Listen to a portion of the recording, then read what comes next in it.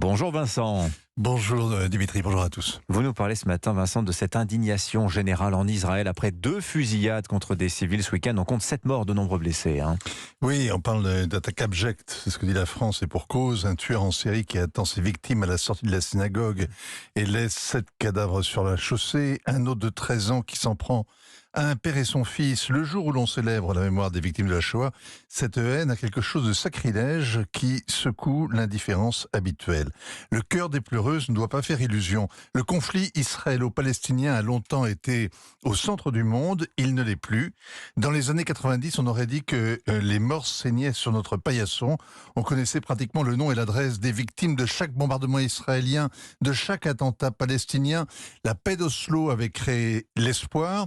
L'assassinat de Rabin, les négociations qui nomadisent une capitale à l'autre mais n'avancent pas, la première et la deuxième intifada, le siège de la Moukata, Arafat qui meurt au Val-de-Grâce, soi-disant le 11 novembre, autant d'épisodes d'un feuilleton planétaire sans happy end.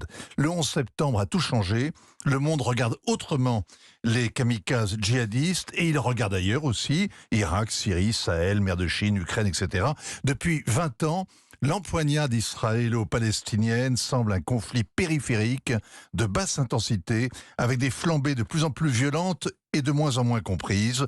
De temps en temps, les pleureuses sortent leurs mouchoirs et répètent les mêmes mensonges. Pourquoi vous dites les pleureuses? Qui ment? Pourquoi? Les Européens font semblant de croire au processus d'Oslo, alors qu'il est mort et enterré, on ne sait trop quand, peut-être avec Arafat. Il n'y a plus de quartet, plus de feuilles de route, plus de négociations, et personne pour négocier d'ailleurs. Mahmoud Abbas est en place depuis 18 ans, l'immobilité d'une statue. La France défend la solution à 2 États, condition sine qua non de la stabilisation régionale. Mais la poursuite de la colonisation en Cisjordanie, la guerre entre le Hamas et le Fatah et le recul de la cause palestinienne dans le monde arabe ont totalement torpillé cette perspective. Le président Macron, par exemple, explique au CRIF que Jérusalem est la capitale éternelle d'Israël. Mais il affirme ensuite aux Arabes que les Palestiniens auront aussi leur capitale dans la ville 3 fois sainte.